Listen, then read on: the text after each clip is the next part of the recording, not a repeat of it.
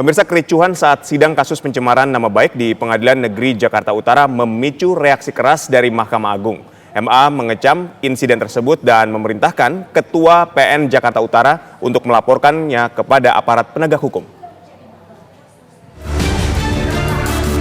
Kericuhan pecah saat sidang kasus dugaan pencemaran nama baik terhadap Hotman Paris dengan terdakwa Rasman Arif Nasution di Pengadilan Negeri Jakarta Utara pada 6 Februari lalu. Rasman meluapkan emosinya kepada Hotman Paris yang duduk di kursi saksi. Rasman protes keras terhadap keputusan majelis hakim yang memutuskan sidang digelar secara tertutup. Dalam sidang ini, Hotman Paris merupakan saksi korban atas dugaan pencemaran nama baik yang dilakukan Rasman. Menyusul insiden ini, Mahkamah Agung mengambil sikap dan mengecam kericuhan di ruang sidang sebagai tindakan yang tidak pantas.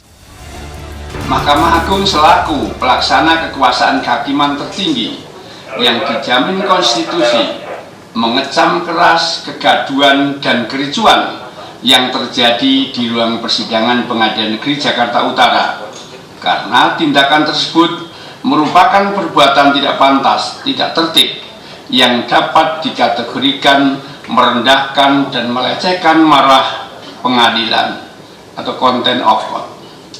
2. Mahkamah Agung tidak mentolerir siapapun pelakunya, sehingga harus dimintai pertanggungjawaban menurut ketentuan hukum yang berlaku, baik pidana ataupun etik. Mahkamah Agung juga memerintahkan Ketua Pengadilan Negeri Jakarta Utara untuk melaporkan pelecehan pengadilan kepada aparat penegak hukum.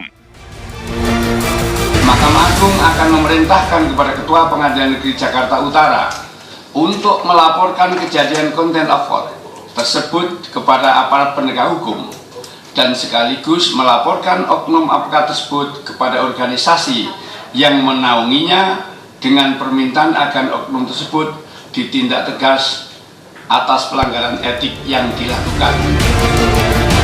Menurut MA, sidang yang digelar secara tertutup merupakan otoritas hakim yang dijamin undang-undang.